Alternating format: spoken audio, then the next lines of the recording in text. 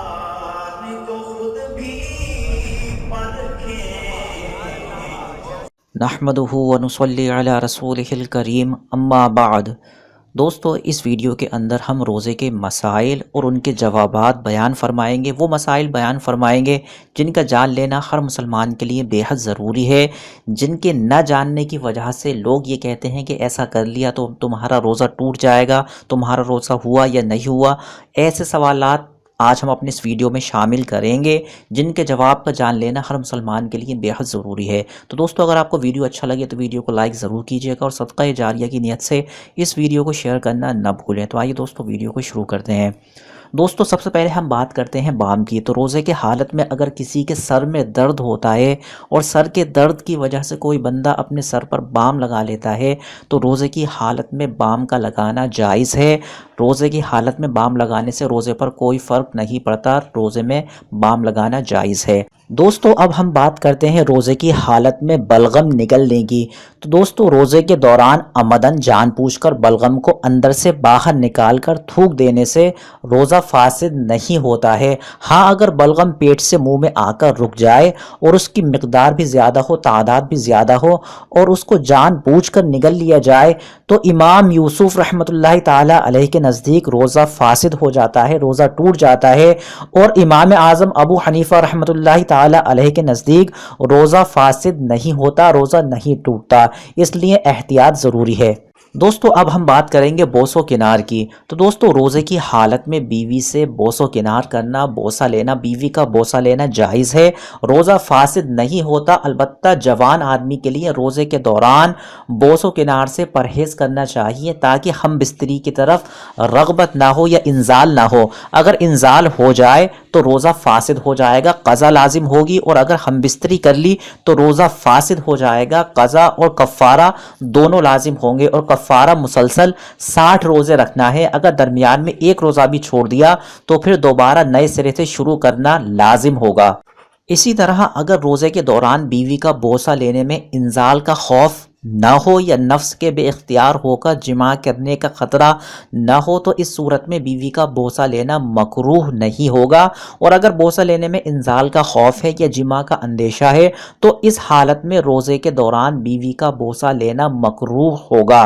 दोस्तों, अब हम बात करते हैं थूक की। तो दोस्तों, अक्सर रोज़े की हालत में मुंह में थूक जमा हो जाता है, थूक आ जाता है। तो रोज़े की हालत में मुंह में थूक जमा हो जाए और उसको निगल लिया जाए तो रोज़ा फासिद नहीं होता, चाहे जानबूझकर किया जाए या अनजाने में।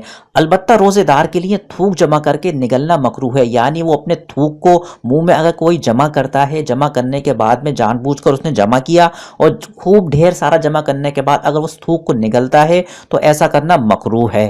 दोस्तों, अगर किसी ने रोज़े की हालत में अपना थूक हाथ पे लगाकर फिर उसको निगल लिया तो उसका रोज़ा फासिद हो जाएगा, क़ज़ा लाजिम होगी, कफ़ारा लाजिम नहीं होगा। इसी तरह अगर कोई महबूब या महबूबा एक दूसरे का थूक निगल गए या मियाँ या बीवी एक दूसरे का थूक निगल गए तो रोज़ा फासिद हो जाएगा, क़ज़ा और कफ़ारा दोनों लाजिम होंगे। दोस्तों, अब हम बात करते हैं तेल की। तो दोस्तों, रोज़े की हालत में पूरे बदन पर, पूरे जिस्म पर तेल लगाना जायज़ है, चाहे आप सर पर लगाएं, बॉडी पर लगाएं, हाथों पर लगाएं या जिस्म के किसी दूसरे हिस्से पर लगाएं। तेल लगाना रोज़े की हालत में जायज़ है। दोस्तों, अब हम बात करते हैं टूथपेस्ट और टूथ पाउडर की, जिसको हम मंजन या पेस्ट वगैरह बोलते हैं। तो अगर कोई रोज़े की हालत में टूथपेस्ट इस्तेमाल करता है तो रोज़े की हालत में टूथपेस्ट इस्तेमाल करना हलक में असरात जाने के शक की वजह से मकरूह है।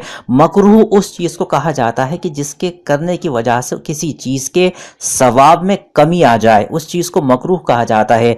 अगर हलक में टूथपेस्ट जाएगा तो रोज़ा फासिद हो जाएगा। इसलिए रोज़े के दौरान टूथपेस्ट इस्तेमाल न करें, बल्कि सुबह सादिक से पहले पहले इस्तेमाल करें। और टूथ पाउडर का भी यही हुक्म है। दोस्तों, अब हम बात करते हैं झूठ की। तो दोस्तों, जैसा कि सभी जानते हैं कि झूठ बोलना, झूठी गवाही देना और झूठी कसम खाना बहुत बड़ा गुनाह है। इससे तमाम मुसलमानों को बचना चाहिए, वरना आखिरत में सख्त अजाब होगा।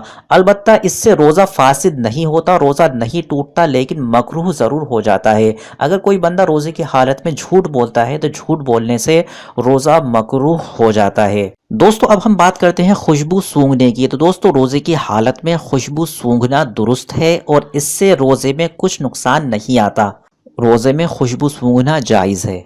دوستو اب ہم بات کرتے ہیں سرما لگانے کی۔ تو روزے کی حالت میں سرما لگانا، آنکھوں میں سرما لگانا درست ہے، جائز ہے۔